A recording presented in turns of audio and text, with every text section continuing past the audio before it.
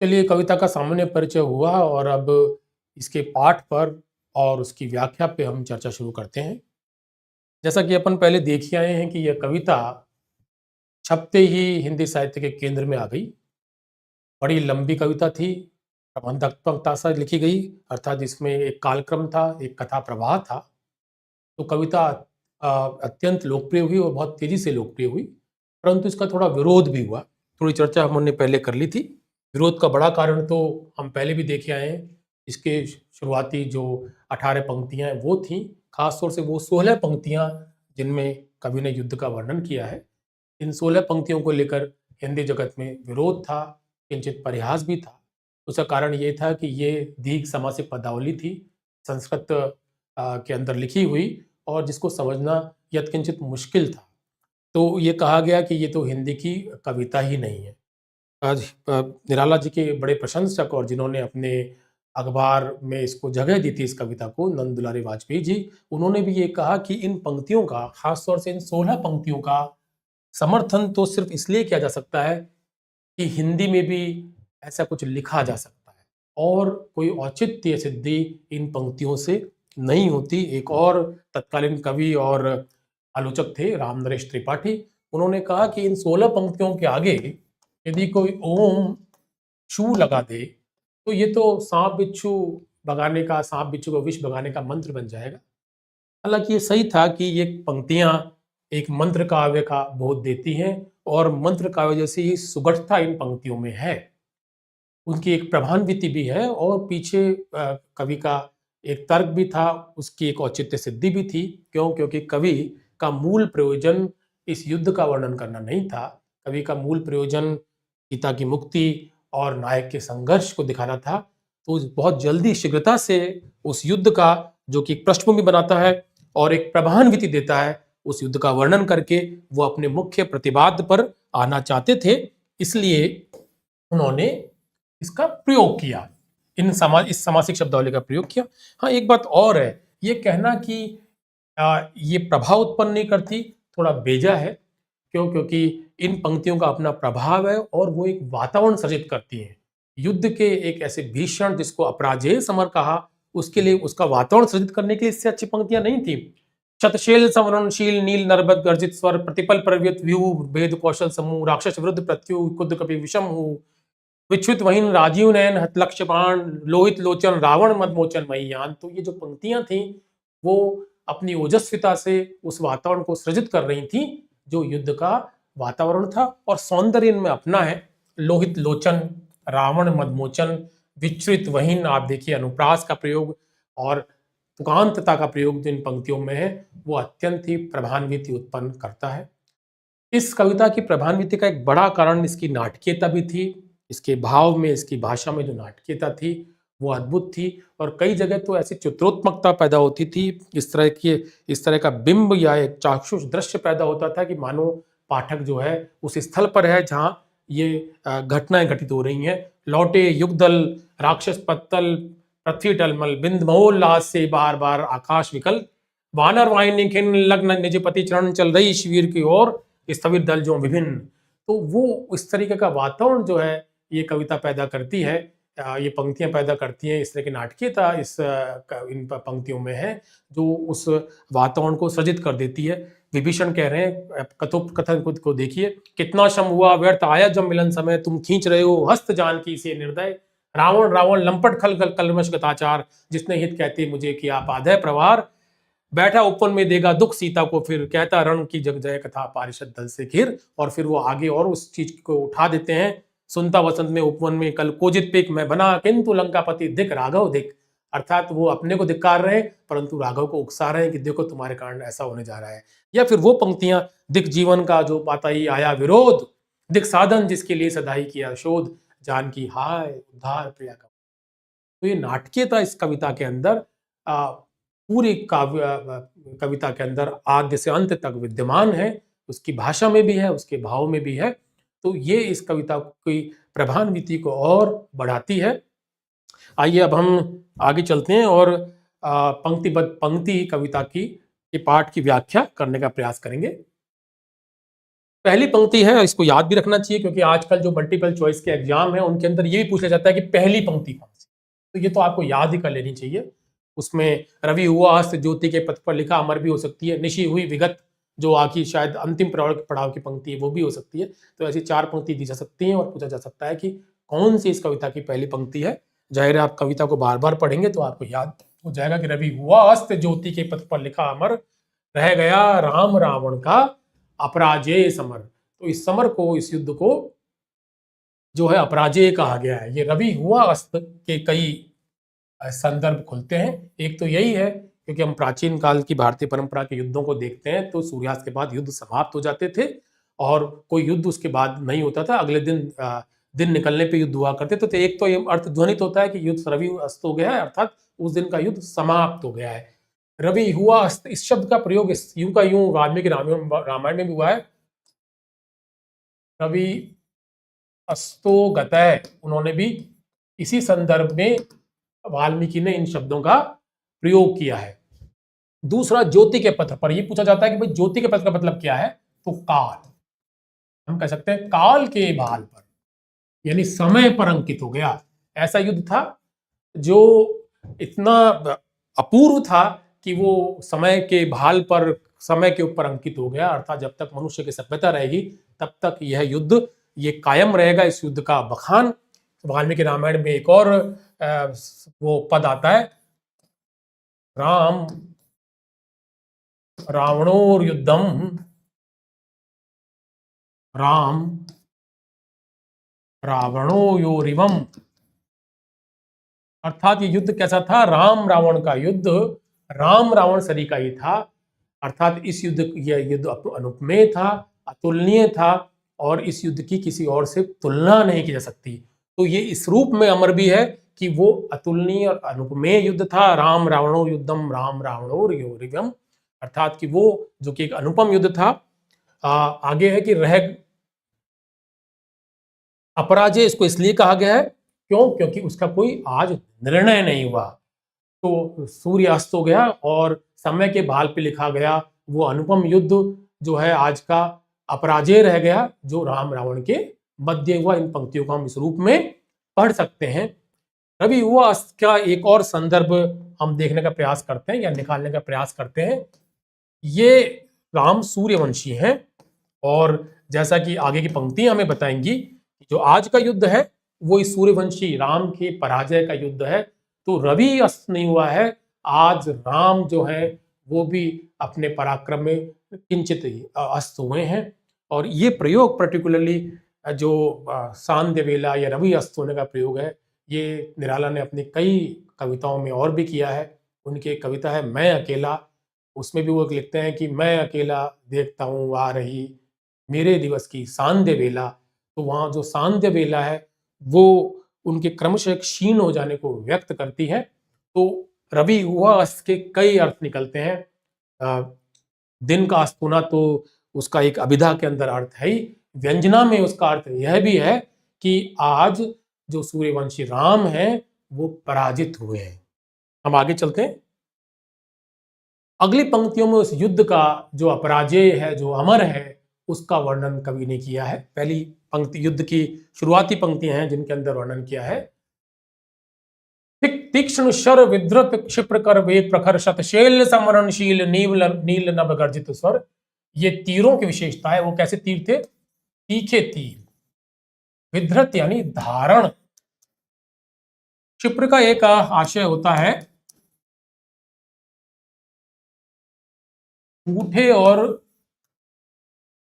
तर्जनी के मध्य की जगह, अर्थात ये हम इस रूप में कह सकते हैं और तीर को यहीं इसी रूप में ऐसे धारण किया जाता है। तो इसका मतलब हुआ कि तीक्ष्ण शर, तीखे शहर, जिनको बाण जिनको तर्जनी और अंगूठे के बीच में धारण कर रखा था और जिसको बड़े वेग के साथ डाला जा रहा था, ऐसे तीर। शतशैल समरणशील, उन तीरों की एक और विशेषता है। अक्सर ये पूछा भी जाता है कि कैसे तीर, ये किसकी विशेषता है, शरों की। शतशैल संवरण किसके लिए कहा गया है, ये आया है शर या तीर के लिए आया है कि वो ऐसे तीर थे जिनमें सैकड़ों बर्छियों को के वार को झेलने की क्षमता थी। तो वो तीर जो तीखे थे बड़ी तेजी से धारण करके एक दूसरे को फेंका जा रहा था, और वो तीर जिनमें सैकड़ों बर्छियों को के वार को झेलने की क्षमता थी, और जिनके प्रहार से पूरा आकाश नील नभ यानी नीला आकाश गुंजायमान हो रहा था, जिनके जिनकी गर्जना से ऐसे तीर, अर्थात ऐसे तीर जिनकी गर्जना से पूरा आकाश गुंजायमान था, और जो सौ सौ बर्छियों के वार को झेलने की क्षमता रखते थे, ऐसे तीरों को दोनों सेनाएं बड़े वेग के साथ एक दूसरे के ऊपर डाल रही थी या फेंक रही थी। वो ऐसा युद्ध, यहां तीरों का वर्णन है इन पहली दो पंक्तियों में। आगे फिर युद्ध की और दूसरे संदर्भों को लेके आए हैं कवि। प्रतिपल परिवर्तित व्यू, दोनों सेनाएं निरंतर निरंतर नई रणनीति, दोनों सेना निरंतर व्यूह रचना कर रही थी, नई रणनीति बना रही थी, भेद कौशल समूह, और दूसरी जो उसका प्रत्याख्यान कर रही थी कुशलता के साथ,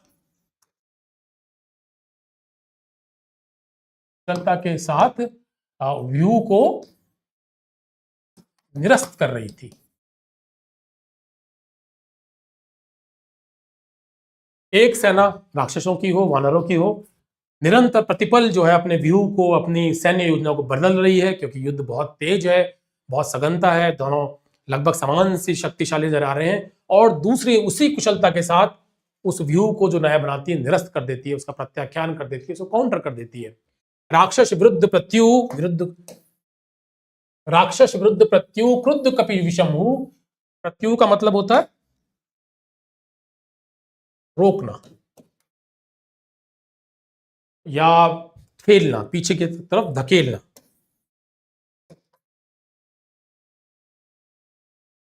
तो क्रुद्ध कपि जो है वो विषम हुंकार के साथ राक्षसों को ठेल रहे थे, पीछे की ओर धक्का दे रहे थे। ये वर्णन है कि पहला पंक्ति ये कहती है कि दोनों तरफ से जो है निरंतर नए व्यू बनाए जा रहे हैं, और दूसरा जो प्रति सेना है वो उनको बड़ी त्वरा के साथ, बड़े कौशल के साथ उसका प्रत्याख्यान कर रही है।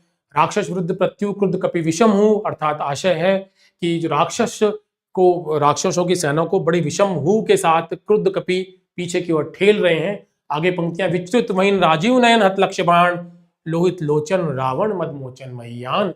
ये दो पंक्तियां राम जी के लिए हैं। पहले की दो पंक्तियां सामान्य युद्ध की बात कर रही हैं, और ये दो पंक्तियां केंद्रित हैं युद्ध के नायक मर्यादा पुरुषोत्तम राम पर, और ये कह रही हैं विच्युत वहीन राजीव नयन। ये किसके लिए है?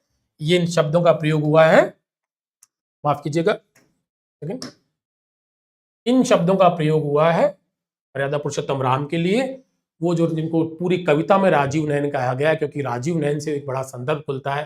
कहती थी मां मुझको सदा राजीव नयन, क्योंकि वो राजीव नयन है, इसलिए अपना कविता के अंत में अपना एक कमल रूपी नेत्र जो है देवी को सौंपने को तत्पर हो जाते हैं। तो राजीव नयन का संदर्भ हमें लगातार पूरी कविता के अंदर मिलता रहेगा। वो राजीव नयन, आज उनके जो नेत्र हैं वो विच्युत वहीन, अर्थात अंगारे उगल रहे हैं, वो नेत्र उनसे विच्छृत यानी निकल रही है। वहीन यानी अग्नि। यहां आप ये देखिए कि अनुप्रास है, विच्छृत और वहीन के अंदर कौन सा अलंकार है? अनुप्रास अलंकार। और इन दोनों पंक्तियों में यदि हम देखें, इन दोनों इस पूरे पद में यदि हम देखें, तो हमें नजर आएगा विरोधाभास। क्यों? क्योंकि राजीव नयन कह के नयनों की कोमलता को व्यंजित किया है, और विच्छित वहीन कह के उन कोमल नयनों से अग्नि के निकलने की बात कही है, अर्थात कोमल नयनों से अग्नि जो है उगल रहे हैं वो। तो एक किस्म का विरोधाभास है, तो यहाँ विरोधाभास अलंकार है। विच्छित वहीन राजीव नयन हत लक्ष्य बाण, अपने बाण के लक्ष्य से हत हो जाने के ऊपर राजीव कमल रूपी नयन वाले राम अपनी आंखों से अंगारे उगल रहे हैं। आज वो निराश हैं। क्यों? क्योंकि उनके बाण हतलक्ष्य हो रहे हैं। हतलक्ष्य किसके बाण हो रहे हैं?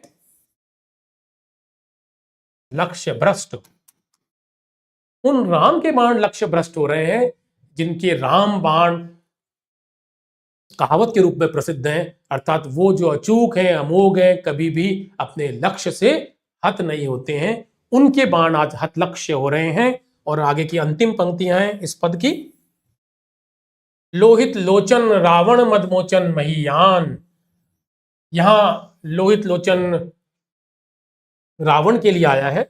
कई बार ऐसी चीज पूछी जाती है कि लोहित लोचन पद किसके लिए आया है? रावण के लिए। लोहित यानी लाल आंखों वाला, यहां भी फिर आप देखिए अनुप्रास अलंकार है, लोहित लोचन अर्थात लाल आंखों वाला गर्वयुक्त वो जो रावण है, उसके अहंकार का मद का मोचन, मोचन ये होता है मुक्त करना, अर्थात उसके अहंकार को मुक्त करने वाले कौन? महीयान किसके लिए आया? राम के लिए। उसके अहंकार को समाप्त करने वाले, मर्दित करने वाले राम हैं। लोहित लोचन रावण मद मोचन महीयान, अर्थात अहंकारी लाल रक्त वाले, लाल आंखों वाले रावण के अहंकार का मर्दन करने वाले शक्तिशाली राम, वो अपनी आंखों से, अपनी राजीव नयन से आज अंगारे उगल रहे हैं। क्यों? क्योंकि उनके जो बाण हैं वो हतलक्ष्य हो रहे हैं। महीयान का एक और अर्थ कुछ लोग लगाते हैं, पृथ्वी ही जिसका यान है।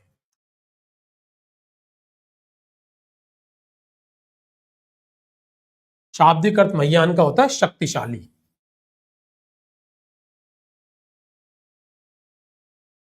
तो जैन मंत्र है अरुणाम मह्याम, वहां से ये शब्द निकला है। तो महीयान का जो शाब्दिक अर्थ तो शक्तिशाली होता है, परंतु इसका एक अर्थ यहाँ पर महीयान में फिर हलंत आना चाहिए था, तब इसका मतलब हो जाता है पृथ्वी जिसका यान है। और रामचरितमानस में भी एक संदर्भ आता है लंका कांड में कि रावण तो एक सुसज्जित रथ पर सवार है और राम जो है धरती पे खड़े होकर के लड़ाई लड़ रहे हैं। तो इसको देखकर विभीषण विभीषण वहां पर भी बड़े योजनाबद्ध है, उनकी दृष्टि अपने उस उद्देश्य पर ही है कि अंततः उनको लंकापति बनना है। इस कविता में भी यही संदर्भ आएगा, वो निरंतर इस बात पे चिंता करते हैं कि मेरा क्या होगा। और जब राम की उस करुणा को देखकर किसी के आंसू आते हैं, किसी को क्रोध आता है, तब भी उसमें कविता में उन्होंने बताया है कि वो आगे का कार्यक्रम तय करने लग गए। इस कविता में भी हम आगे देखेंगे। तो उस समय लंका कांड में विभीषण कहते हैं कि रावण रथी विरत रघुवीरा, ये रावण तो रथ पर है और रघुवीर तो विरत है, बिना रथ के हैं। तो विरत है पर धरती पे है, तो धरती उनका रथ है, इसलिए महीयान उनके लिए शब्द प्रयोग किया गया है। राघव लाघव रावण वारण गत युग्म प्रहर, उद्धत लंकापति मर्दित कपि दल बल विस्तर। कविता जो है आगे बढ़ती है और युद्ध को ही संदर्भित किया गया है कि राघव लाघव, लाघव का मतलब होता है एक शब्द अंग्रेजी संस्कृत में लाघवता यानी कुशलता के संदर्भ में भी आता है कि राघव अर्थात राम है वो बड़ी कुशलता के साथ वार कर रहे हैं, पर रावण वारण कर देता। वारण यानी प्रत्याहार, यानी कि उसका काउंटर कर देना उसको, या उसको रोक देना। राम के जितने भी कुशलता पूर्वक के वार हैं उनको रावण रोक रहा है। और ये पूरी प्रक्रिया में 2 पहर बीत गए, गत युग्म प्रहर। पहली पंक्ति में हम पढ़िया है कि रह गया राम रावण का अपराजय समर आज का। तो जो आज का समर है उसकी कवि आगे वर्णन कर रहा है, विवरण दे रहा है। उस विवरण में यह है कि उस आज के समर में क्या हुआ, राघव लाघव रावण वारण गत युग्म प्रहर, कि राघव लाघवता के साथ आक्रमण कर रहे हैं और रावण वारण कर रहा है, उसका प्रत्याख्यान कर रहा है। और इस पूरी प्रक्रिया में गत युग्म प्रहर, 2 प्रहर दिन के बीत गए, अर्थात दोपहर हो गई है। और उसके बाद उद्यत लंकापति मर्दित कपितल बल विस्तर, उसके बाद लंकापति जो है उद्यत हो गया, अर्थात और क्रुद्ध हो गया और ऊपर चढ़ गया, और वो उसने संपूर्ण कपि सेना को मर्दित यानी कि उसको हरा दिया, दमन कर दिया। बेहतर शब्द होगा कि दमन कर दिया। कपि दल बल विस्तार का मतलब है संपूर्ण वानर सेना का दमन। तो उद्धत लंकापति, लंकापति ने उद्धत होकर के मर्दित कपिदल बल विस्तार, संपूर्ण वानर सेना का मर्दन कर दिया।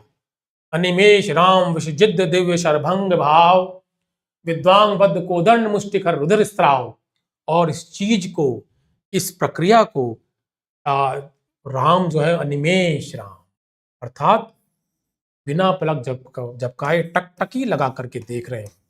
क्या देख रहे हैं कि विश्व जिद दिव्य शर भंग भाव, भाव यानी होना, विश्व को जीत लेने वाले, उनके वो शर, उनके वो बाण जो विश्व को जीत लेने वाले हैं, वो आज भंग भाव, भंग हो रहे हैं। या फिर अनुप्रास दिख रहा है, अनिमेष राम विश्व जित दिव्य शर भंग भाव, विश्व को जीत लेने वाले, विश्व जित दिव्य, संधि गुण संधि है, विश्व को जीत लेने में समर्थ, ऐसे बाण जो विश्व को जीत लेने में समर्थ हैं, आज वो भंग हो रहे हैं, आज वो हतलक्ष्य हो रहे हैं। ये दिख करके अनिमेष हैं, वो निर्निमेष हैं, वो पलक नहीं झपका रहे, वो टकटकी लगा रखी। ये क्या हो गया? विद्वांग बद्ध कोदंड मुष्टिखर रुद्र स्राव। ये फिर ये शब्द जो है कभी पूछे, कभी आपसे परीक्षा में पूछा जाए तो ये ध्यान रखिएगा कि ये पंक्ति फिर राम के लिए है कि विद्वांग, जिसके अंग बिंधे हुए हैं, वो जो विद्ध अंग है, जिसके अंग बिंधे हुए हैं, किससे? रावण के बांधों से बिंधे हुए हैं। बद्ध कोदंड मुष्टि, जिसकी मुट्ठी के अंदर कोदंड यानी धनुष बंधा हुआ है, पर बंधा का बंधा रह गया, काम नहीं आ रहा है। खर रुधिर स्त्राव, और उस जिस टकटकी लगा के निर्निमेष भाव से वो देख रहे हैं कि ये क्या हो रहा है, उससे उनकी मुट्ठी में कसमसाहट आ गई है कि उससे रुधिर का स्त्राव हो रहा है। प्रत्यंचा को इस तेजी से पकड़ रखा है कि उनके मुष्टि से खर, उस कर्कशता के कारण, खर यानी कर्कशता, उस कर्कशता के कारण निरंतर रुधिर स्त्राव हो रहा है। वो राम जिनके विश्व को जीत लेने वाले जो बाण हैं आज भंग हो रहे हैं, वो इसको देखकर टकटक लगाए देख रहे हैं, और उनकी अंग बिंधे हुए हैं, उनसे खून बह रहा है, उनकी मुट्ठी के अंदर जो धन प्रत्यंचा खिंची हुई है, उससे उनकी मुट्ठी से रुधिर स्राव हो रहा है। ऐसे राम, जो ये प्रयोग है अनिमेष राम विश्वजिद दिव्य शरभंग भाव, ये और विद्वान बंद को दंड मुष्टिकर रुधिर स्राव, ये बहुत एक इस तरह एक बिंब बनाता है जिसमें निरुपायता व्यक्त होती है। और ऐसी निरुपायता को निराला ने अपनी और भी कम कविताओं में व्यक्त किया है, क्योंकि हम ये देखते आए हैं कि निराला की कविताएं जो हैं उनके जीवन की का ही एक बड़ा विस्तार है, उसके जीवन का ही व्याख्यान है। तो उससे पहले 1 वर्ष पहले उन्होंने जो सरोज स्मृति लिखी थी, उसमें भी जब वो वर्णन करते हैं अपनी असहायता का, उस विकलता का जिसके कारण वो निर्धन रहे, और अपनी साहित्यिक असफलता को भी उसके अंदर वो याद करते हैं सरोज को याद करने के क्रम में। तो उन साहित्यकारों को जो उनका विरोध कर रहे थे, विरोध तो इस कविता के बाद में भी उनका हुआ, तो उन साहित्यकारों को याद करके, उन साहित्यकारों के वार को याद करके वो कहते हैं, देखता रहा मैं खड़ा पल वह शरक्षेप वह रण कौशल। देखता रहा मैं खड़ा पल वह शरक्षेप वह रण कौशल। देखिए यहाँ पर राम भी जो है वो अपलक होकर के, निर्निमेष होकर के, अनिमेष भाव से अपने बाणों का भंग होना देख रहे हैं। और सरोज स्मृति में निराला क्या देख रहे हैं? निराला देख रहे हैं कि उनके ऊपर जो बाणों के प्रहार हो रहे हैं उनको देख रहे हैं। वो लिखते हैं, देखता रहा मैं खड़ा अपल, अपल वही निर्निमेष, देखता रहा मैं खड़ा अपल वह शर क्षेप वह रण कौशल। इसका संक्षेप विरोधियों का, किनका रण कौशल? विरोधियों का। तो कविता की प्रतिध्वनियां जो हैं, उनके व्यक्तित्व की प्रतिध्वनियां हमें कविता में निरंतर दिखाई देंगी। फिर आगे का वर्णन है, मूर्छित सुग्रीवांगद भीषण गवाक्ष गैनल वारित्र सौमित्र भलपति अगणित मल्लरोध गर्जित प्रलयाब्द क्षुब्ध हनुमत केवल प्रबोध उद्गृत वैन भीम पर्वत कपि चतुप्रहर जानकी भीरु उर आशा भर रावण सर्वर संवर। तो इन पंक्तियों में मूर्छित सुग्रीवांगद भीषण गवाक्ष गैनल, तो इन पंक्तियों के अंदर ही बताया गया है कि उस वार से जो रावण ने उद्यत होकर लंकापति ने जो वार किया उससे क्या हुआ। सुग्रीव अंगद भीषण गवाक्ष गए नल, सबसे पहले शायद सुग्रीव बेहोश हो गए, फिर अंगद भीषण गवाक्ष गए नल, ये सब बेहोश हो गए। आजकल की परीक्षाओं में ये भी पूछ लिया जाता है कि क्यों कौन कौन जो है रावण के वार से बेहोश हुआ। तो इन विवरणों को, हालांकि ये बहुत साहित्यिक प्रश्न नहीं है, पर ये संभवतः तो मल्टीपल चॉइस के एग्जाम में उनकी सीमा भी है कि उसमें विवरणात्मकता पे और तथ्यों पे बहुत जोर रहता है। तो उस क्रम में ये पूछा जा सकता है आपसे, तो आपको ध्यान रखना है कौन कौन बेहोश हो रहा है। सुग्रीव है, अंगद है, भीषण है। भीषण का मतलब यहां विभीषण है। नेचुरली रावण विभीषण को तो पहले बार में ही बेहोश करना चाहेगा या मारना चाहेगा। गवाक्ष है, गए हैं और नील है। रामचरितमानस में भी, वाल्मीकि रामायण में भी सब नाम मिलते हैं, और यहाँ इस कविता में गवाक्ष, गए, नील हमें आगे मिलेंगे। तो 1 2 3 4 5 6 7 जो महारथी हैं या यूथपति हैं, सेना नायक हैं राम की तरफ के, उनके बेहोश होने की बात इसमें की गई है। मूर्छित सुग्रीवांगद भीषण गवाक्ष गए नल। फिर आगे हम चलते हैं। वारित्र, वारण वही जो वारण, हमने अभी एक शब्द देखा था वारण, उसी से बना है वारित्र, थाम दिया। इनको बेहोश तो नहीं कर पाया, परंतु इनको थाम दिया। ये लक्ष्मण है। और भल्लपति जो इस कविता के एक प्रमुख पात्र हैं, लक्ष्मण भी उतने बड़े पात्र नहीं है इस कविता में जितने की जाम्बवान हैं। तो वारित्र सौमित्र भलपति, अर्थात इनको थाम दिया, ये भी कुछ कर नहीं पाए। इनको भी रावण ने रोक दिया। अगणित मल्लरोध और अगणित सेना नायकों को जिसमें रोक दिया गया हो या जिनको कुछ भी न कर असहाय कर दिया गया हो वो। अब जो अगली 3 पंक्तियां हैं वो किसके लिए हैं, कई प्रश्न में भी आ सकता है। ये हनुमान जी के लिए है। गर्जित प्रलयाब्ध दिक्षुब्ध हनुमत केवल प्रबोध उद्गृत वहीन भीम पर्वत कपि चतु प्रहर जानकी भीरु आशा भर रावण संवर। अर्थात इस पूरे क्रम में जहां दोपहर बाद तो राम भी रुक गए हैं, जहां बाकी सब बेहोश हो गए हैं, जहां सौमित्र और भल्लपति को भी रोक दिया गया है, वहां एक व्यक्ति है राम की सेना को जो चतुपहर, चारों प्रहर जो है सक्रिय रहा है। किस तरह से? गर्जित प्रलयाब्धि, अर्थात प्रलय रूपी समुद्र की तरह जो गरज रहा है, प्रलयंकारी। ये यदि हम इसको विजुलाइज करें, इसका बिंब देखें, तो क्या आएगा कि एक बहुत तूफानी समुद्र जिसमें हिलोर ले रहा है, जिसमें जल राशि हिलोर ले रही हैं, ऐसे समुद्र की भांति गर्जना करने वाले हनुमान ही केवल प्रबोध हैं। ये रुक गए, इनको अवधोधन कर दिया, ये बेहोश हो गए, राम भी दुरुपाय हो गए, बद्ध कोदंड मुष्टिक रुद्र स्राव, वहां पर सिर्फ ये प्रबोध हैं, ये निरंतर सक्रिय हैं। चतुप्रहर, ये चारों प्रहर प्रबुद्ध हैं सब, और गर्जित प्रलयाब्धि यानी कि प्रलयंकारी समुद्र की तरह गर्जना कर रहे हैं। आगे उनके लिए एक और भी वो आया है, वहां उनके लिए था विच्छृत वहीन, राम के आंखों राजीव नयन से विच्छृत वहीन हो रही थी, या उद्गृत वहीन, अर्थात आग उगल रहे ज्वालामुखी पर्वत की प्रति की भांति। क्या कहा गया इनको? एक तो गर्जित प्रलयाब्धि, हनुमान जी के लिए क्या क्या वो आए ये पूछा जा सकता है, जो विशेषण उनके लिए आए हैं, जो उपमा उनको दी गई है वो बताएंगे। तो गर्जित प्रलयाब्धि है, और दूसरे उद्गृत वहीन, अर्थात ज्वालामुखी उगलते विशाल पर्वत, भीम पर्वत यानी विशाल पर्वत की भांति, अर्थात कपि हनुमान जो है ज्वालामुखी उगलते विशाल पर्वत की भांति, और गर्जित प्रलयंकारी समुद्र की भांति चारों प्रहर प्रबुद्ध भी रहे, यानी जगे भी रहे और सक्रिय भी रहे।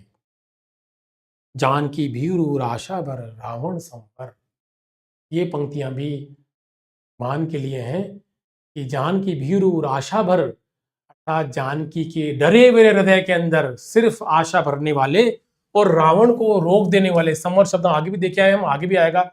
शिव को देवी को शिव कहते हैं। आगे तो हनुमान जी महाकाश को निकलने जाते हैं तो कहते हैं कि संवरो देवी रुको। तो ये संवर वो है रुकना, रोकना या दमन करना। इसका अर्थ ये भी हो सकता है कि जानकी भीरु आशा भर रावण संवर, अर्थात जानकी के डरे हुए हृदय के अंदर आशा भरने वाले सिर्फ एक हनुमान है जो कि रावण को रोक भी सकते हैं। यहाँ एक और संदर्भ रामचरितमानस का भी आता है। जनक वाटिका के अंदर हनुमान गए हैं और मुद्रिका दिखा करके सीता को परिचय देते हैं, तो उनके कपि के रूप को देख करके सीता जी जो हैं वो तनिक शंकालु होती हैं और कहती हैं कि है सुत कपि सब तुम ही समाना, या तो धान अति बट बलवाना, मोरे हृदय परम संदेहा, सुन कपि प्रकट कीन निज देहा, कनक बूधराकार शरीरा, समर भयंकर अति बलबीरा, सीता मन भरोस तब भयऊ, पुनि लघु रूप पवन सुत लयऊ। तो शायद ये संदर्भ, ये जो है प्रेरणा निराला को भी वहां से मिली होगी रामचरितमानस से। सीता मन भरोस तब भयऊ, जब उन्होंने उनके कनक बूधराकार शरीर को देखा तो सीता के मन में भरोसा हो गया कि जातुधान अर्थात राक्षसों को मारने में हनुमान समर्थ हैं। और वही यहां आ रहा है, जानकी भीरु आशा भर रावण संवर, अर्थात रावण को रोक देने की क्षमता वाले एक हनुमान में नजर आ रही है उन्हें, वो ऐसा सोचती हैं। तो एक पंक्ति शायद माफ कीजिएगा यहां आ गई, ये कुछ स्लाइड के बनने में दिक्कत आई है। हम अगली पंक्ति में जा रहे हैं। लौटे युगदल राक्षस पदतल पृथ्वी टलमल, लौटे युगदल राक्षस पदतल पृथ्वी टलमल। उसका आज का दिन का युद्ध समाप्त हो चुका है और युगदल अर्थात दोनों, युग यानी दोनों दल लौट रहे हैं। राक्षस पदतल पृथ्वी टलमल, राक्षस क्योंकि जीते हैं तो पदतल पृथ्वी टलमल। देखिए आप इसमें वर्ण मैत्री देखिए, पदतल पृथ्वी टलमल, अर्थात राक्षसों के पद से पृथ्वी टलमल है। बिंद महोल्लास से बार बार आकाश विकल, और उनके महोल्लास से, उनके जीतने के उल्लास से बार बार जो है आकाश जो है विकल हो रहा है, यानी आकाश तक उनका महोल्लास पहुंच रहा है। वानर वाहिनी खिन्न लखपति चरण चिन्ह, चल रही शिविर की ओर स्थविर जो दल विभिन्न। और जो वानर वाहिनी है वो खिन्न होकर के लख निजपति, उनका निजपति कौन है? हाँ, वानर वाहिनी खिन्न लखपति निज चरण चिन्ह, अपने स्वामी राम के चरण चिन्हों को देखते हुए खिन्न मन से चल रही है।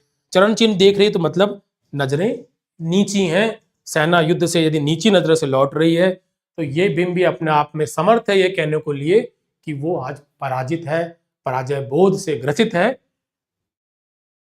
चल रही शिविर की ओर, किसकी बात हो रही है? ये राम की सेना की। स्थविर दल जो विभिन्न, भिक्षु, बौद्ध भिक्षु के लिए भी शब्द बहुत आता है, और स्थविर तो भिक्षुओं को ही कहते हैं। स्थविर जो एक जगह रहता नहीं है वो स्थविर है। तो जैसे बौद्ध भिक्षु भिन्न टोली बना करके अलग अलग चल रहे हो, सेना ऐसा नहीं चलती। सेना तो एक लाइन के अंदर पदताल करती हुई सामने देखती हुई चलती हैं, पर वो आज उनकी ध्वज नहीं है, आज वो चल रही हैं इन लख निज पति चरण चिन्ह, नीचे की ओर उनके चरणों को देखती हुई चल रही शिविर की ओर, अपने शिविर की ओर जा रही हैं। स्थविर दल जो विभिन्न, बहुत सारे बौद्ध भिक्षु बिखरे हुए जैसे चल रहे हो उस रूप में चल रही हैं। अगली पंक्तियां हैं, प्रशमित है वातावरण नमित मुख सांध्य कमल। ये ऐसे नहीं चलता। प्रशमित है वातावरण यानी प्रशमित यानी बुझा हुआ। अब ये कवि का ध्यान राम की तरफ चला गया है। रावण की सेना का तो बिंद महोल्लास से महाकाश विकल्प वहां तक था, वो अपने मुख्य विषय पे आ गए हैं। अब पूरा ध्यान इधर ही रहेगा कवि का। तो चल रही शिविर को और स्थविर दल जो विभिन्न, आगे फिर उसी सेना का वर्णन है। प्रशमित है वातावरण, वातावरण बुझा हुआ है। नमित मुख सांध्य कमल, और जो नमित मुख है, झुके हुए मुख, जब वो चरण चिन्ह देखती चल रही है तो झुके हुए तो मुख है ही है, सांध्य कमल जैसे हैं। ये उपमा क्या दी गई है? संध्या का कमल, क्योंकि यदि कमल के विकास को हम देखें तो जब वो सूर्य को देख के उगता है और शाम को कमल नाल झुक जाती है, तो कमल झुका हुआ कमल। सांध्य कमल यानी झुका हुआ कमल। सांध्य मुख का आशय है झुका हुआ कमल। तो इस झुके हुए कमल से इसका इसका आशय जो है वो झुके हुए कमल से है। आपकी जगह लक्ष्मण चिंतापल पीछे वानर वीर सकल। लक्ष्मण चिंतापल अर्थात लक्ष्मण जो है प्रतिपल चिंता के अंदर है और पीछे वानर वीर सकल, सारे वानर वीर उनके पीछे चल रहे हैं।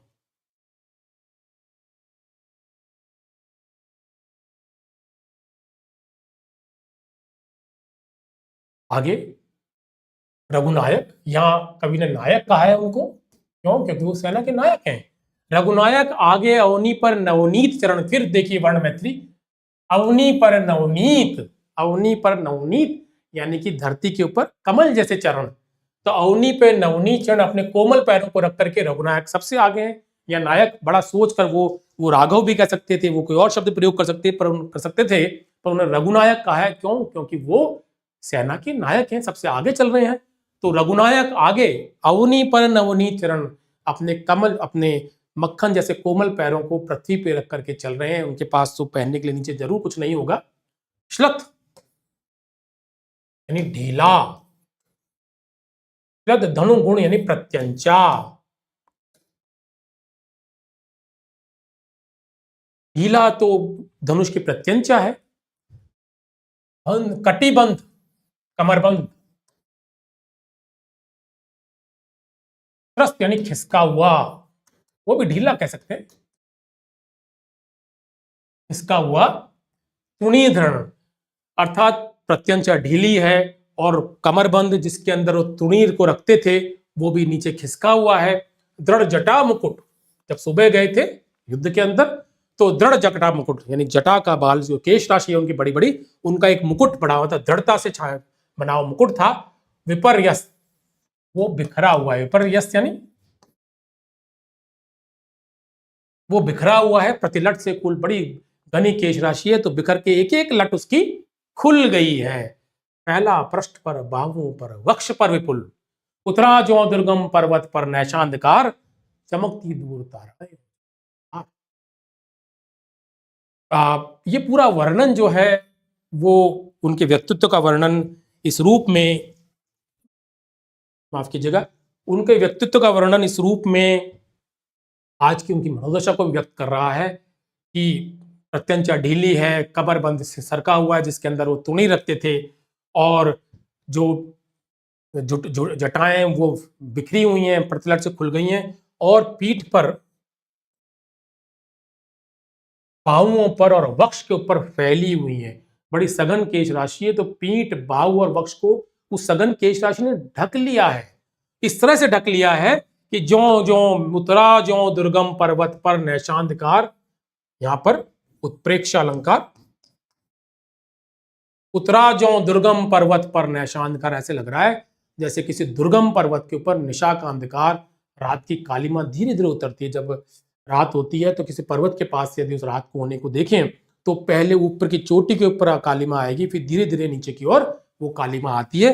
तो ऐसा ही लग रहा है उनकी जो केश राशि जो फैली हुई है सिर से अपाद पूरे आवक्ष के ऊपर, तो वो ऐसा भान दे रही है कि जैसे दुर्गम पर्वत पे नैशांधकार, निशा का अंधकार फैला हो। दुर्गम पर्वत वो इसलिए भी है कि वो है महारथी, बलिष्ठ हैं, अजानुबाहु उन्हें कहा गया है। तो ऐसे राम जिनका शरीर दुर्गम पर्वत जैसा बलिष्ठ है, उसके ऊपर उनकी केश राशि ऐसी लग रही है जैसे पर्वत के ऊपर निशा का अंधकार फैला हो।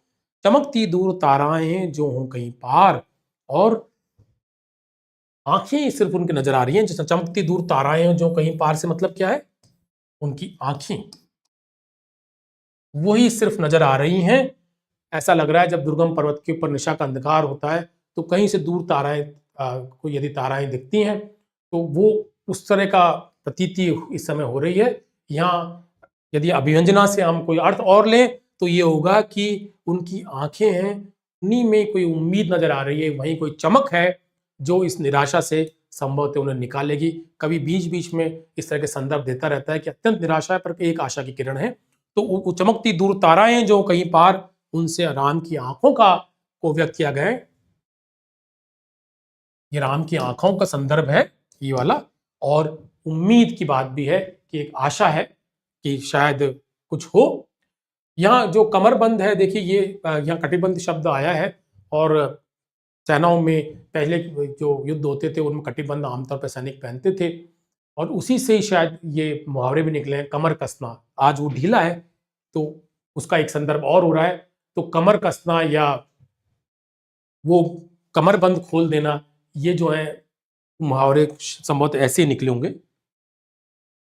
ये थोड़ा सा स्लाइड का एक वो हो गया है। अगली स्लाइड यहां से शुरू हो गई है। आए सब शिविर सानु पर पर्वत के मंथर, इसको आपको मेरे साथ पढ़ना होगा इस रूप में, क्योंकि कुछ ठीक तरीके से इनका नियोजन आज शायद नहीं हो पाया है। अगली जो पद्य है उसकी पंक्तियां हैं, आए सब शिविर, सब लोग शिविर पर आए, सानु पर पर्वत के मंथर। सानु अर्थात समतल जगह, पर्वत के ऊपर जो समतल जगह थी उसके ऊपर मंथर धीरे धीरे चल करके सब लोग, जैसा मैं कह रहा हूं कि ये राम की ही सेना का वर्णन है, ये राम के ही शिविर का वर्णन कवि कर रहे हैं, तो ये भी संदर्भ राम की सेना का ही है। इस तरह से राम की सेना लौटी है। अब आए सब शिविर सानु पर पर्वत के मंथर, अर्थात अब सब लोग जो हैं शिविर में आए, और जो पर्वत के समतल के ऊपर जो बना हुआ था उस पर चल करके आए।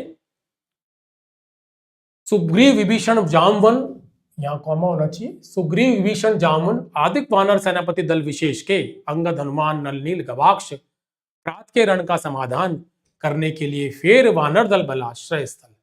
अर्थात कि सब लोग पर्वत के ऊपर समतल भूमि पे आए।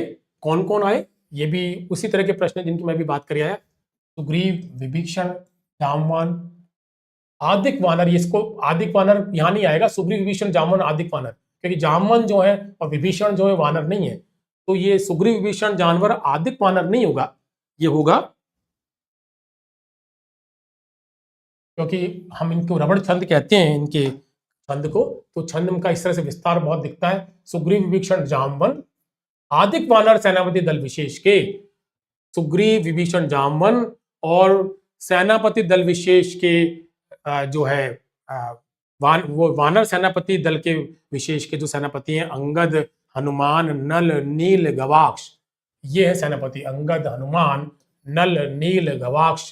फिर देखिए 1 2 3 4 5 6 7 8 महारथियों का इसमें जिक्र है। रात के रण का समाधान, कल होने वाले, यहाँ क्या है, जो कल जो अब युद्ध होगा, कल होने वाला युद्ध, कल होने वाले प्रात के रण का समाधान करने के लिए फेर वानर दल आश्रय स्थल। ये तो सिर्फ जो सेनानायक हैं वो आए हैं सानुपर पर्वत के समतल के ऊपर जहां राम बैठे होंगे वहां वो आए हैं। बाकी संपूर्ण वानर दल को कहां छोड़ के आए हैं, वो आश्रय स्थल। अर्थात पंक्तियों का मतलब यह है कि सुग्रीव, विभीषण, जामवन और अंगद, हनुमान, नल, नील, गवाक्ष जो विभिन्न वानर सेना के सेनापति थे, वो वानर दल को आश्रय स्थल पे फेर के यानी छोड़ करके कल के होने वाले रण का समाधान करने के लिए, फिर हम पीछे चलते हैं, आए सब शिविर सानु पे पर्वत के मंथर, बड़ा धीरे धीरे चल करके पर्वत के ऊपर, उस समतल के ऊपर आए हैं, जहां अब उस पर्वत के समतल पे कौन बैठा, ये पर्वत कौन सा ये भी हम देख लेते हैं। ये जो बैठे ये पर्वत है सुबेल पर्वत, क्योंकि निराला ने तो इस कविता में नहीं लिखा है पर रामचरितमानस में इसका जिक्र आया है। ये कौन सा पर्वत है जिसके ऊपर अब ये बैठ के चर्चा कर रहे हैं, सुबेल पर्वत है। तो अब आए सब शिविर सानु के पर्वत पे मंथर, वहां पे ये सब आए हैं, कहां, जहां पर बैठे रघुकुल मणि श्वेत शिला पर। और सुंदर प्रयोग है, बहुत सुंदर प्रयोग है।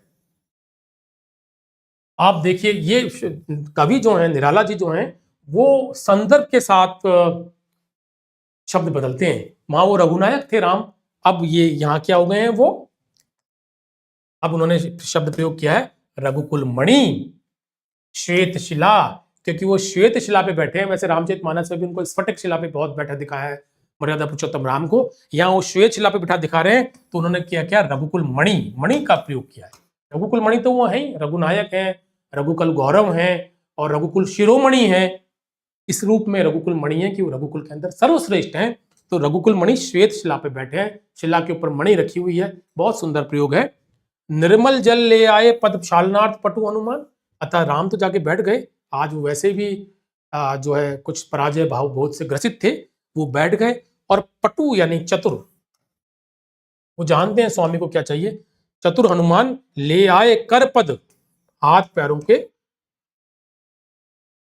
हाथ पैर क्षालनार्थ यानी कि धोने के लिए। ले आए करपत क्षालनाथ पटु हनुमान, अन्य वीर सर के गए तीर संध्या विधान। और जो बाकी वीर थे, ये जो जिन सेनानायकों का हम जिक्र कर रहे हैं, अन्य वीर सर यानी तालाब, सरोवर, अन्य वीर सर के गए तीर यानी किनारे, अन्य वीर सर के गए तीर यानी कि सरोवर के किनारे गए संध्या विधान। ये एक वैदिक परंपरा थी। संध्या विधान, त्रिकाल संध्या का जिक्र होता है। अग्निहोत्र का एक हिस्सा है कि आर्य जो समाज है उससे ये अपेक्षा की जाती थी कि वो संध्या विधान करेगी। ये एक तरह की ईश वंदना जैसा कुछ है, यानी कि ईश वंदना तो नहीं है, परंतु ये एक सत्पुरुष के लिए एक आवश्यक कर्मकांड माना गया है। वंदना ईश की करने को, थोड़ा सा ये पदबंध इस तरह से हो गए, वंदना ईश की करने को लौटे सत्वर, सब घेर राम को बैठे आज्ञा को तत्पर। मैं इसको दोबारा से पढ़ता हूं। बैठे रघुकुल मणि श्वेत शीला पर, निर्मल जल ले आए कद पर पद क्षालनाथ पटु हनुमान, अन्य वीर सर के गए तीर संध्या निदान। वंदना ईश की करने को कहा किस लिए गए? तो वो संध्या करने के लिए गए, और एक वंदना ईश की करने को, ईश तो ईश्वर भी होता है, पर यह शिव के लिए, यदि हम पर्यायवाची देखें तो शिव के लिए ईश आता है, और पूरी कविता में शिव का संदर्भ है, तो हम कह सकते हैं कि तो संध्या विधान करने के वो कोई ईश पूजा नहीं होती। और दूसरी, शिव की वंदना करने के लिए गए, लौटे सत्वर, फिर तुरंत लौट गए। ये सब जो वीर थे जो सरोवर के किनारे गए, वो गए और फिर तुरंत ही लौट गए। तुरंत ही लौट गए क्यों? सब घेर राम को बैठे आज्ञा को तत्पर, और सब लोग राम को घेर कर के लिए आगे की आज्ञा के लिए कि भाई क्या करना है, कल की युद्ध का क्या समाधान करना है, तो उसको लेकर के उसको आराम की आज्ञा को किस के लिए बैठ गए कि हम वो आज्ञा देंगे, हम क्या करना है। फिर बैठने का क्रम भी कवि ने दिया है, और वही कवि जो कविता की जो नाटकीयता है, जिसके अंदर पूरा उन्होंने एक चित्र खींचा है, एक पूरा एक उसको बहुत चाक्षुष बनाया है, उसी क्रम में इसको देखना चाहिए। पीछे लक्ष्मण, सामने सब घेर बैठे राम को बैठे आज्ञा को तत्पर। अब वो घेर के जैसे बैठे हैं, उसका उन्होंने वर्णन किया है। पीछे लक्ष्मण, सामने विभीषण, भल्लधीर, सुग्रीव, ये तीन, लक्ष्मण पीछे हैं और विभीषण, भल्लधीर और सुग्रीव, ये तीनों, इसको इस रूप में लीजिए। और ये जैसा मैं कह रहा हूं कि परीक्षा की जिस तरह की प्रकृति हो गई है, ये आपसे पूछा जा सकता है कि कौन उनके सामने बैठा है। ये तीन लोग जो है ना, ये सामने बैठे हैं, विभीषण, भल्लधीर फिर जामुन के लिए आया है, और सुग्रीव, ये तीनों उनके सामने बैठे हैं। जाहिर है प्रांत पर पाद पद्म के, पाद पद्म राम यानी प्रांत पर यानी निकट, पाद पद्म यानी उनके जो पद्म रूपी पैर हैं राम के, उनके निकट, प्रांत यानी निकट, अर्थात नीचे बैठे वो महावीर। ये फिर व्यंजना किसके लिए है महावीर की? हनुमान के लिए। यूथपति अन्य जो यथास्थान हो, निर्निमेष देखते राम का जित सरोज मुख श्याम देश। यूथपति अन्य, बाकी जो इन तीन का जिक्र कर दिया, पर गए, गवाक्ष, नल इत्यादि का जिक्र तो यहां नहीं किया। वो अन्य यूथपति है जो यथास्थान बैठे हैं, और हो निर्निमेष, बहुत कवि को ये शब्द बहुत पसंद है, अपलक और वो निष्पलक, इस तरह का प्रयोग पूरी कविता में करते हैं, अन्य कविताओं में भी करते हैं। हो निर्निमेष यानी वही अपलक, हो निर्निमेष देखते राम का, बहुत सुंदर प्रयोग किया है, बहुत सुंदर प्रयोग है। चित्त सरोज मुख श्याम देश, चित्त सरोज व्यतिक्रम अलंकार हो गया। उपमान की उपमेय से, यानी उपमेय को उपमान से बेहतर बता दिया गया है। जित सरोज मुख श्याम देश, राम का वो मुंह जो सरोज को भी जीतने वाला है, सरोज से भी बेहतर है, कमल से भी बेहतर है, उसको निर्निमेष देखते हुए ये सब बैठे हुए हैं। इस तरह का प्रयोग तुलसीदास जी ने बहुत किया है। नील सरोरु श्याम, बहुत जगह आपको रामचरितमानस में मिलेगा। नील सरोरु क्या है, कैसे श्याम वर्णी है वो, नील कमल के समान श्याम वर्णी। और यही वो कह रहे हैं, जित सरोज मुख श्याम देश, वो उनका मुख जो है वो सरोज को, कमल को जीतने वाला श्यामल है। जाहिर है कि श्यामल कमल श्यामल है तो वो नील कमल को जीतने वाला ही हुआ। तो इस तरह का प्रयोग हम रामचरितमानस में भी देखते हैं। आगे की पंक्तियां इस कविता की बहुत महत्वपूर्ण पंक्तियां मानी जाती हैं, और इनको आचार्य रामचंद्र शुक्ल ने इसको संश्लिष्ट बिंब कहा है।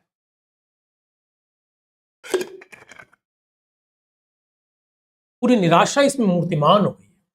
जो इसको पढ़ेंगे आप तो लगेगा एक संपूर्ण पूरी निराशा इसके अंदर मूर्तिमान है।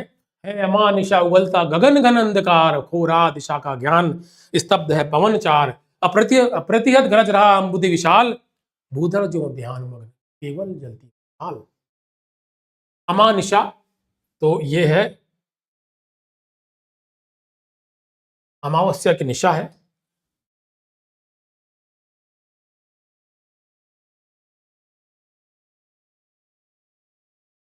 उगलता गगन घन अंधकार, यानी कि इसका देखिए कितना जबरदस्त प्रयोग है। गगन घन अंधकार, घना अंधकार, गहन अंधकार को गगन उगल रहा है, बड़ा मानवीकरण हो गया।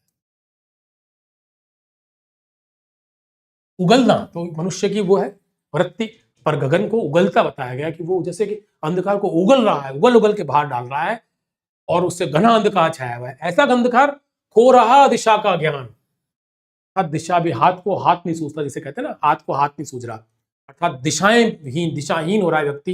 राम तो आज दिशाहीन है ही। स्तब्ध है पवन चार, स्तब्ध बहुत सुंदर प्रयोग है, ये भी बड़ा मानवीकरण ही हो रहा है। जैसे मनुष्य जो है स्तंभित हो जाता है, अवाक रह जाता है, वैसे स्तब्ध है पवन चार, यानी चार पवन नहीं, चलायमान।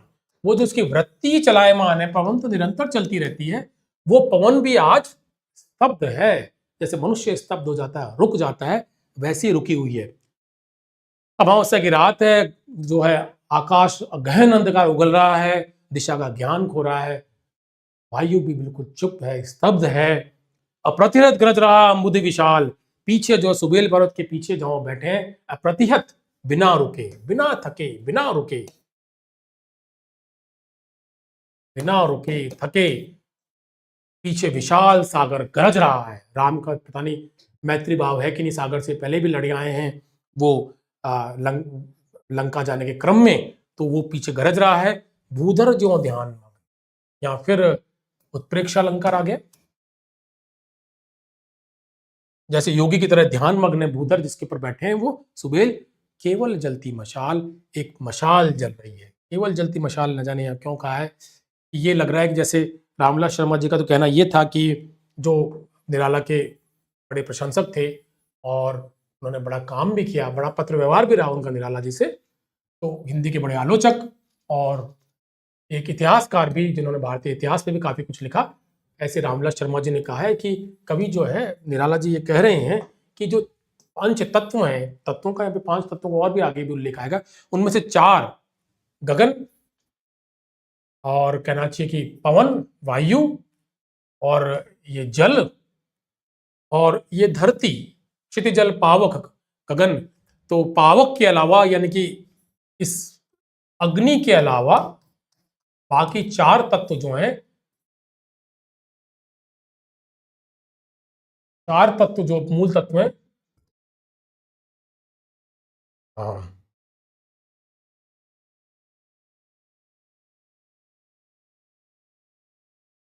राम के विरोध में प्रस्तुत किए कवि ने। ये चारों का विरोध वो उनको दृश्यमान हो रहा है। एक अग्नि है जो उनकी तरफ है, एक संदर्भ उन्होंने इस तरह से दिया है, पर इसका एक और ज्यादा महत्वपूर्ण संदर्भ ये है, ये तो उस निराशा को व्यंजित करने के लिए है। ये जो पूरा कवि का जो वर्णन है कि है अमानिशा उगुंता गगन गगन अंधकार, पूरा दिशा का ज्ञान स्तब्ध है पवन चार, अप्रत्यत गरज रहा पीछे अम्बुदि विशाल, उधर जो ध्यान मग्न जलती मशाल। तो इसमें ये उन्होंने उसको जो जो निराशा है उसको पूरा मूर्तिमान किया है कि किस तरह से जो निराशा पूरे वातावरण में छाई हुई है, पर उसके अंदर भी एक है उम्मीद। वह एक और मन रहा राम का, जो न थका, जो नहीं जानता धन्य, जो नहीं जानता है।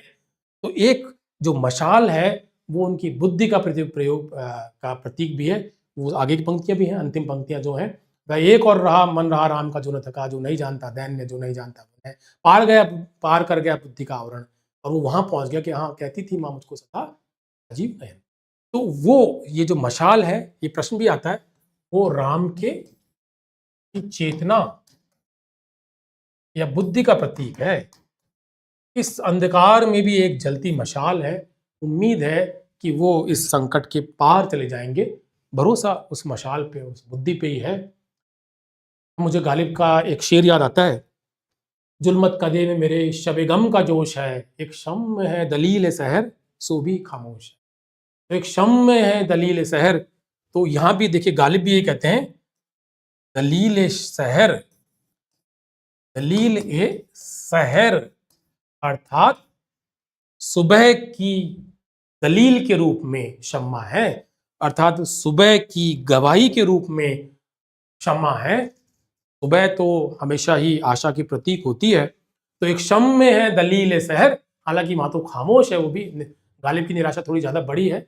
वो भी कहते हैं जुल्मत कदे में अर्थात अंधकार में शबे गम का जोश है, एक शम में है दलील सहर सो भी खामोश है।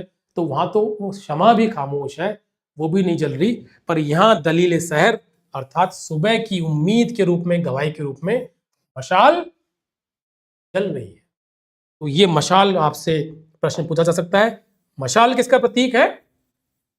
ये मशाल जो है वो राम की चेतना का, उस बुद्धि का प्रतीक है, जिसके सहारे वो नीलकमल तक पहुंचते हैं। वो जो उनकी आंख है, और वो देने को उद्यत हो जाते हैं और अपने व्रत को पूर्ण करते हैं। यहां एक और चीज देखते चले कि मशाल एक अरबी शब्द है, जिस कविता के ऊपर ये आरोप लगे कि वो संस्कृत तत्सम बहुला है, संस्कृत के पदों का जिसमें प्रयोग है, उसमें कवि शब्दों के प्रयोग से हिचकिचाया नहीं है। उसने संदर्भ के और प्रभाव के अनुसार शब्दों का चयन किया है। इसमें अरबी भी है, वार पर वार जैसे शब्द भी हैं, उसमें वो फारसी है, हु जैसा देशी शब्द भी है। तो जो कवि का शब्द प्रयोग है वो वातावरण और जरूरत के हिसाब से है। उसका चयन जो है वो किसी भाषा को लेकर नहीं है, ये हमें ध्यान रखना चाहिए। थोड़ी स्लाइड्स थोड़ी ऊपर नीचे हो गई हैं, ये कैसे जाती है तो मुझे ये भी नहीं आता, पर चलिए हम अगली पंक्तियों में चलते हैं। इस्र राघवेंद्र को हिला रहा फिर संशय, जग जीवन में उठता जाता रावण जय भय, तो नहीं हुआ आज तक हृदय रिपुदम में शांत, एक भी अयुत लक्ष्य में रहा जो दुराक्रांत, कर लड़ने को हो रहा विकल वह बार बार, असमर्थ मानता मन उद्यत हो हार हार। मैं एक काम करता हूँ कि पहले इन स्लाइड्स को थोड़ा ठीक करता हूँ, इसको 2 मिनट के लिए रोकता हूँ। तो स्लाइड्स को अब ठीक से लगा लिया है। हम आगे चलते हैं कि स्थिर राघवेंद्र को हिला रहा फिर संशय, रह उठता जग जीवन में रावण जय भय, जो नहीं हुआ आज तक हृदय रिपुदम में शांत, एक भी अयुत लक्ष्य में जो रहा दुराक्रांत, कल लड़ने को हो रहा विकल वह बार बार, असमर्थ मानता मन उद्यत हो हार हार। देखिए ये वो सुंदर लाइनें हैं जो राम को बिल्कुल मानवोचित बनाती हैं और इस कविता को और सुंदर करती हैं, क्योंकि इससे मनुष्य की बहुत निकट, कविता को बहुत निकट पाता है, और इसके कहना चाहिए कि संवेदना जो है जुड़ती है हृदय की इस कविता से। स्थिर राघवेंद्र को, वो जो स्थिर है, यहाँ उनके अपौरुषेय होने की बात भी है कि वो स्थिर है, अच्युत उनका एक विशेषण है ही, क्योंकि वो विष्णु के अवतार हैं। तो ऐसे स्थिर राघवेंद्र को हिला रहा फिर संशय, जो एक आधुनिक मनुष्य की समस्या है कि संशय जो है उससे वो चिंतातुर होता है, और विवेक मतलब निर्णय लेने में भी उसको परेशानी आती है। तो वो संशय, जो आधुनिक मनुष्य का संशय है, वो यहाँ कुछ व्यक्त हुआ है। स्थिर राघवेंद्र को हिला रहा फिर संशय, या विरोधाभास भी हो गया, एक तरफ तो स्थिर है और दूसरी तरह से संशय को हिला रहा है। तो इस पंक्ति में क्या है? विरोधाभास अलंकार है। स्थिर राघवेंद्र को हिला रहा फिर संशय, कौन सा संशय? रह उठता जग जीवन में रावण जय भय, या फिर उनका एक अलौकिक रूप भी आ गया है, जग और जीवन दोनों में। जीवन में तो रावण जय भय है, क्योंकि उनके जीवन में सीता सम्मिलित है जो रावण की कैद में है। तो जीवन में रावण जय भय है, क्योंकि रावण का जय हो गई तो सीता की मुक्ति नहीं होगी। पर जग अर्थात वो एक सत्य और असत्य की लड़ाई भी लड़ रहे हैं, तो ये असत के जय का भय भी है कि रह उठता जग जीवन में रावण जय भय का मतलब क्या है कि जीवन में और जग दोनों में, अर्थात राम जो है वो ये जो लड़ाई लड़ रहे हैं वो अपने लिए नहीं लड़ रहे, वो असत के विरुद्ध सत्य की लड़ाई भी लड़ रहे हैं। तो उनको ये चिंता भी है कि धर्म के पराजय की चिंता भी है, निजी हार की चिंता तो है ही है। तो ऋषित्र राघवेंद्र को ये संशय ला रहा है कि क्या जग और जीवन दोनों में रावण का जय तो नहीं हो जाएगा। और ये कौन राम है जो नहीं हुआ आज तक हृदय रिपुदम्य शांत, शत्रुओं से दबाया न जा सका। रिपुदम्य मतलब शत्रुओं से जो दबा नहीं, रिपुदम्य यानी रिपुओं से जिसका दमन नहीं हुआ, वो श्रांत जो थका नहीं। कौन राम जो आज तक शत्रुओं द्वारा दबाया नहीं जा सका, जो कभी थका नहीं, एक भी अकेला होते हुए भी, मैं अकेला ही चला था, अकेला होते हुए भी अयुत लक्ष्य, हजार और लाख, अयुत यानी 10,000 होता है वैसे तो, पर हजार लाखों में, अकेले होते हुए भी हजार लाखों में जो दुराक्रांत अर्थात दुर्दमनीय रहा। दुर्दमनीय मतलब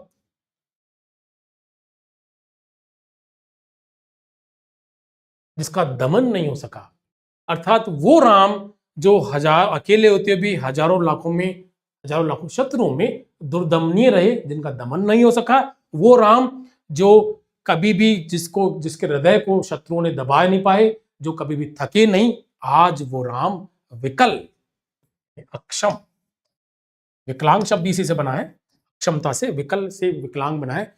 लकल लड़ने को हो रहा विकल वह बार बार, या विकल का मतलब विकल नहीं कि भाई मैं बार बार बड़ी विकलता हो रही है वो पाने के लिए, नहीं, कल लड़ने को हो रहा विकल वह बार बार, वो बार बार जो है अपने आप को अक्षम मान रहा है कल लड़ने के लिए। असमर्थ मानता मन उद्यत हो हार हार, परंतु उनका वो मन जो है कल लड़ने के लिए अक्षम मान रहा है अपने आप को, पर उसी के साथ अपनी हार को असमर्थ ये मानता हो कि वो हार नहीं हो सकती, बार बार उद्यत भी हो रहा है। अर्थात उनका वो मन जो लड़ने के लिए अक्षम है, बार बार खड़ा भी हो रहा है और हार मान के बार बार बैठ भी जा रहा है। उस तरह इस किस्म की, या उसका इस किस्म की उनके अंदर आज बेचैनी या संशय है कि वो बार बार अपने आप युद्ध के लिए अक्षम भी मान रहे हैं और लड़ने के लिए उद्यत भी हो रहे हैं। तो इस तरह से उन्होंने उनका वर्णन किया है। और देखिए इस कविता को, जो मैंने इसके परिचय में कहा था कि ये स्त्री प्रेम की कविता भी है, उसका एक बड़ा कारण ये था कि कविता में हर जगह पर जो है वो सीता जी है इसमें विद्यमान है, और जहाँ संकट पे है राम वहाँ तो वो अवश्य ही दिखाई पड़ती हैं, ऐसे हर मोड़ पे दिखाई देती हैं। तो यहाँ जब वो विकल हो रहे हैं तो उनको क्या याद आता है, ऐसे क्षण अंधकार घन में जैसे विद्युत, उपमा दी गई है अंधकार घन, यानी वही बादलों की उपमा है, काले बादलों की उपमा है, उसमें जैसे बिजली चमकती है, हरित से जो एक रोशनी पैदा होती है, उसी किस्म की रोशनी जागी पृथ्वी तनया कुमारिका छवि अच्युत, अर्थात उसी तरह से जैसे बिजली चमक जाती है और एकदम से उजाला हो जाता है, उसी तरह की तरीके से अच्युत यानी कि राम विष्णु के अवतार है, इसलिए उनको अच्युत कहा गया है। राम के मन में पृथ्वी तनया कुमारिका, पृथ्वी तनया तो जानकी है, पर वो जानकी कौन, सीता कौन, जो कुमारिका है, यानी छवि जो आई 14 वर्ष तो विवाह के बाद भी वो सीता के साथ रहे, पर वो कोई छवि उनके मन में नहीं उपजी। उनके मन में छवि कौन सी उपजी, पृथ्वी तनया कुमारिका, अर्थात वो जब तनया पृथ्वी तनया जब कुमारी थी, तो वो पहली बार उनको उन्होंने देखा था कुमारी के रूप में जनक की वाटिका के अंदर, वो छवि उनके मन में आई, अर्थात वही शायद पहली जो छवि थी, जो पहला मिलन था, वो उनके मनोमस्तिष्क में गड़ गया था और वो ही तुरंत उनको याद आया। आगे कवि इसका वर्णन करते हैं। याद आया, देखते हुए निष्पलक याद आया उपवन, विदेह का प्रथम स्नेह का लतांतराल मिलन, नैनों का नैनों से गोपन प्रिय संभाषण, पलकों का नव पलकों पर प्रथमोत्तान पतन, कांपते हुए किसलय झरते पराग समुदय, गाते खग नव जीवन परिचय तरु मलय वलय, ज्योति प्रभात स्वर्गीय ज्ञात छवि प्रथम सुविय, जानकी नयन कमनीय प्रथम कंपन तुरीय। ये पूरा वर्णन जो है सीता और राम के पहले मिलन का है। तुलसीदास ने रामचरितमानस में बड़ा सुंदर वर्णन किया है इसका। और वो मुझे लंग पंक्तियां याद आ रही हैं। लोचन मग रामई उरानी दीनी पलक कपाट सयानी। कि लोचन मग रामई उरानी, कि जब पहली बार देखा तो आंखों के रास्ते राम उनके हृदय में समा गए। और लीनी दीनी पलक कपाट सयानी, और उन्होंने पलक रूपी कपाट को बंद कर लिया। तो ये उन्होंने भी जनक की वाटिका के प्रसंग में वो तुलसीदास जी ने लिखा है। तो ये इसमें वो छायावादी जो मैं बात कर आया हूँ, अप्रस्तुत विधान भी हमें इन पंक्तियों में नजर आएगा। देखते हुए निष्पलक, ये प्रयोग तो शायद कवि को बहुत पसंद है। या फिर वो निमेष अपलक की बात फिर कर रहे हैं। राम देखते हुए निष्पलक, अर्थात उन्होंने पलक नहीं झपकाई, उस दृश्य को याद कर रहे हैं।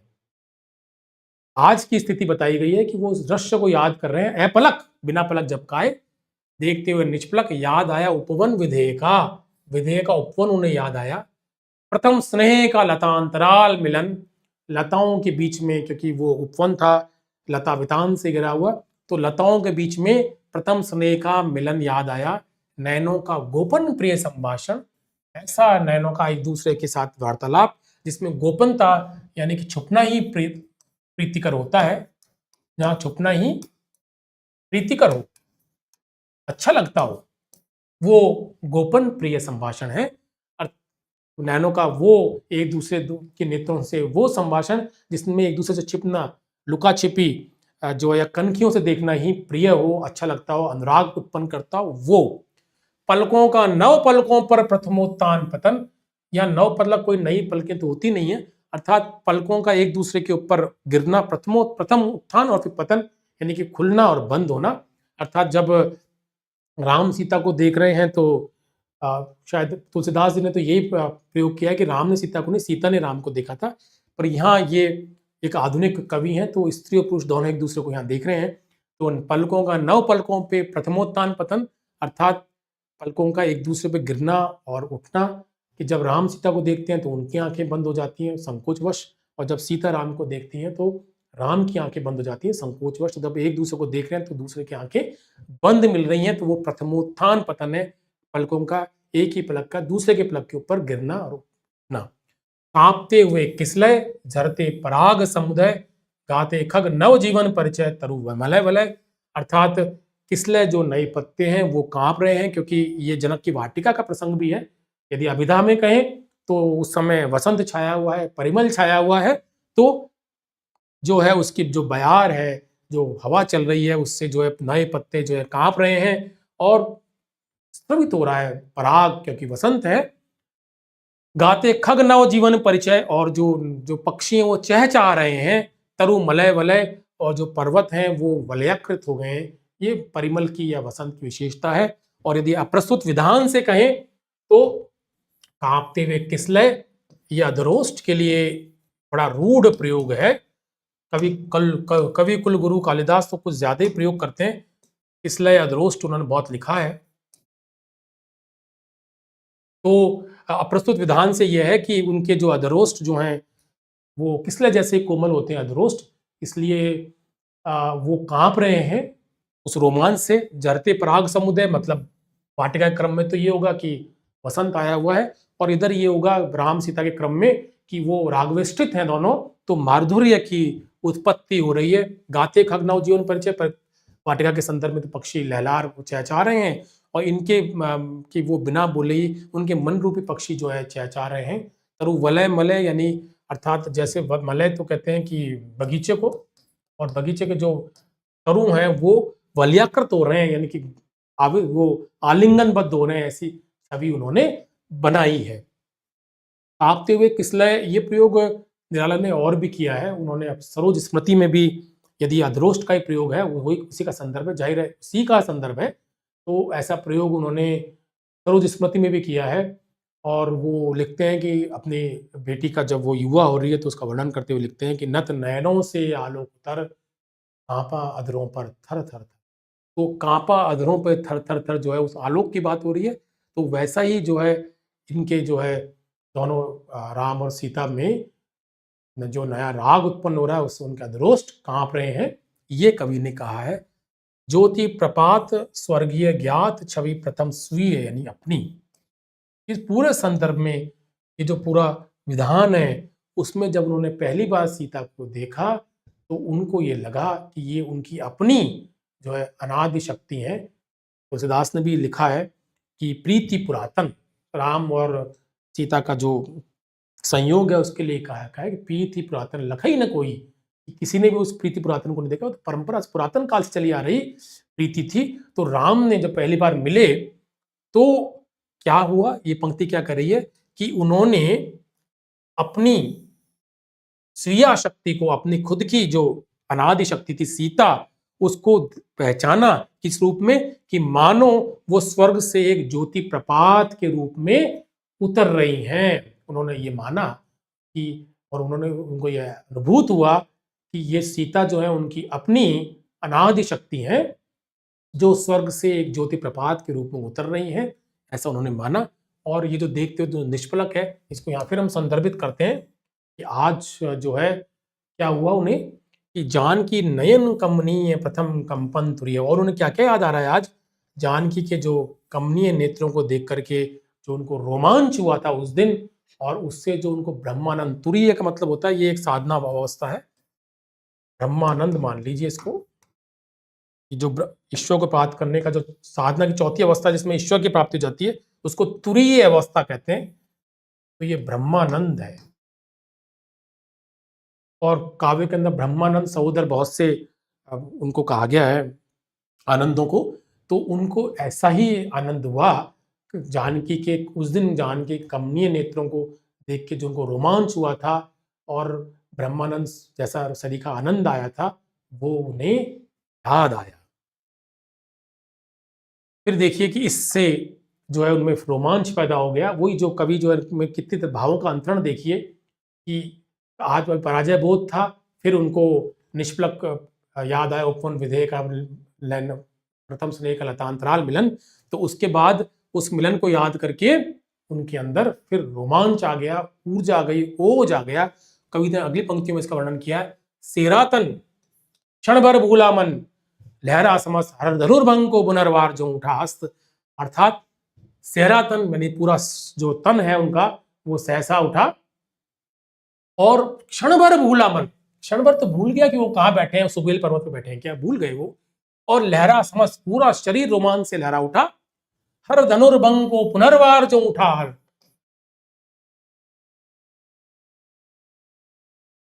मानो एकदम से उनका हाथ ऐसे उड़ गया, सीता को देखा ही था अभी उन्होंने कि जैसे कि शिव के धनुष को दोबारा भंग करना हो, इस तरह का रोमांच उनके अंदर आ गया कि जैसे शिव के धनुष को भंग करना है। और उनका हाथ हर धनुर्भंग को पुनर्वार जो उठा हस्त।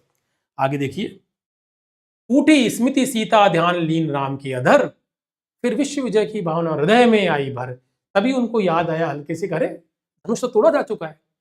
तो फिर एक हल्की सी मुस्कान, सीता लीन राम के अधर, जो सीता के ध्यान में लीन है राम, उनके अधरों पर, उनके होठों पे एक हल्की सी मुस्कान खिल गई। क्यों? क्योंकि याद आ गया कि अरे धनुष तो तोड़ा जा चुका है। फिर विश्व विजय भावना हृदय में आई भर, पर वो जा चुका है तो फिर विश्व विजय भावना हृदय में आई भर। वे आए याद दिव्य शर अगणित मंत्र पूत, पड़का पर नभ को उड़े सकल जो देवदूत। देखते राम जल रहे शलभ जो नजरी रजनीचर, ताड़का सुभाव विराध शिरस्त्र दूषण खर। अर्थात फिर उनके मन में विश्व विजय की भावना आ गई। आज जो पराजय बोध था वो मिट गया और उनमें विश्व को जीतने की भावना उनके हृदय में भर गई।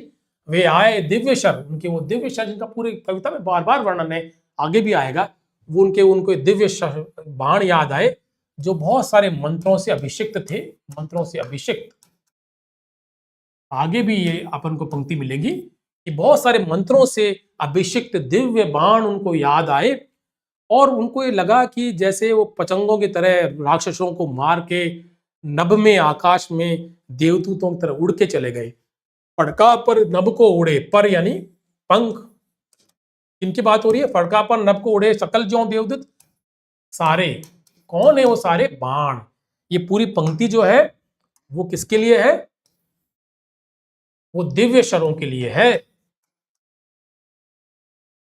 राम के दिव्य शर। फड़का पर नभ को उड़े सकल जो देवदूत, यानी वो देवदूतों की तरह से जो है नभ में जो है पर को फड़का करके उड़ गए। कब उड़ गए? राक्षसों को मारकर। देखते राम जल रहे शलभ यानी पतंगा। राम क्या देखते हैं? देखते राम जल रहे शलभ जो रजनीचर, रजनीचर माने राक्षस, और राम देखते हैं उन दिव्य शरों के कारण।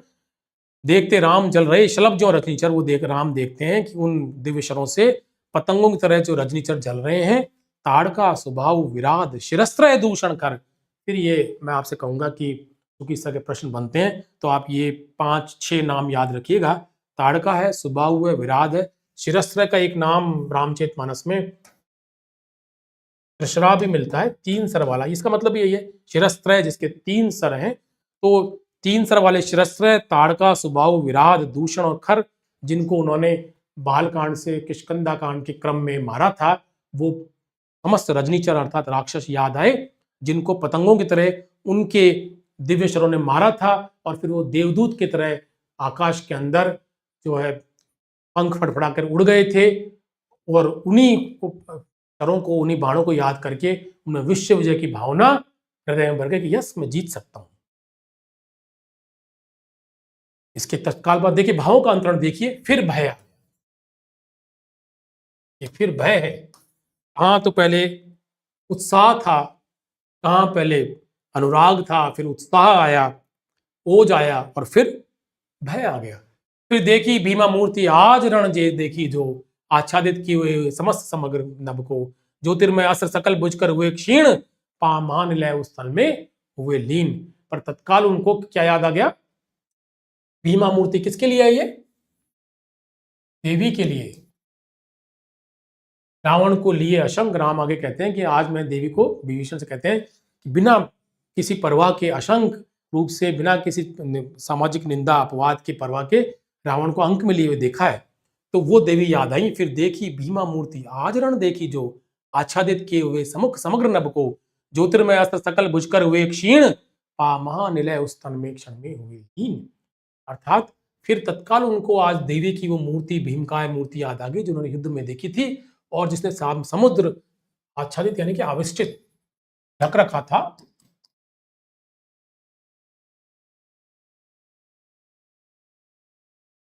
ढकना, और कि आज उनको फिर वो देवी की मूर्ति याद आई जो युद्ध में उन्होंने देखी थी, जिसने सामने के सारे नभ को, आकाश को ढक रखा था। और क्योंकि वो समग्रता इतने आकाश को ढक रखा था, वो आगे पंक्तियों से फिर व्यंजित होता है। ज्योतिर्मय, वही मंत्रपूत जो उनके अस्त्र हैं, ज्योतिर्मय अस्त्र सकल, सारे के सारे, सारे के सारे भुजकर हुए क्षीण, उसमें भुजकर के क्षीण हो गए। पा महानिलय, इसको हम परम धाम कह सकते हैं। महानिलय का मतलब होता है परम धाम, जब मुक्ति मिल जाती है। पा महानिलय उस तन में क्षण में हुए लीन, अर्थात जो मर्यादा पुरुषोत्तम राम के बाण थे, वो उस विशाल भीमा मूर्ति के अंदर, उसके विशाल तन में जाकर बुझ गए, और ऐसा लगा जैसे परम धाम मिल गया हो, उनमें जाकर के लीन हो गए। अर्थात वो जो हत लक्ष्य बाण हुए आज, उसका बड़ा कारण यही था कि देवी में उनके सारे बाण समा गए। लख शंकाकुल हो गए अतुल बल शेष शयन। ये शेष शयन तो विष्णु है, राम विष्णु के अवतार है, इसलिए शेष शयन है। लख यानी देखकर, आज कोई संशय आ गया, आधुनिक मनुष्य की जो वृत्ति है। लख शंकाकुल हो गए अतुल बल शेष शयन, अर्थात इसको देख करके जो अतुल बल यानी अतुलनीय बल वाले शेष शयन विष्णु के अवतार राम है, वह शंकाकुल हो गए। और फिर शंकुकुल होते देखे, फिर ये मोह आ गया उनमें, खिंच गए द्रगों में सीता के राममय नयन।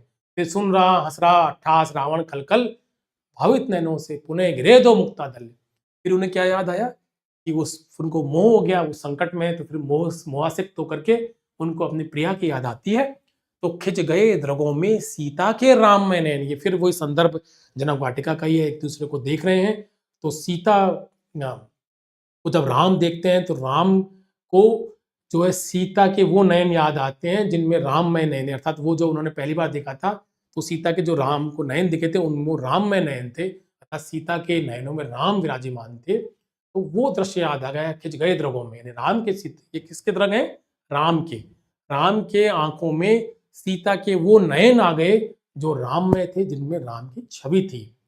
और फिर सुन रहा अट्ठास, फिर सुना हंस रहा अट्ठास रावण खल-खल।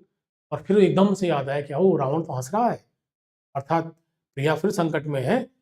भावित नैनों से सजल गिरे दो मुक्तादल, यहाँ करुणा आ गई है फिर देखिए, भावित नैनों से सजल गिरे दो मुक्तादल, करुणा का संचार हो गया, क्योंकि भावपूर्ण नयनों से दो, भावपूर्ण सजल नेत्रों से दो मुक्तादल गिर गए, अर्थात दो आंसू की बूंद गिरी।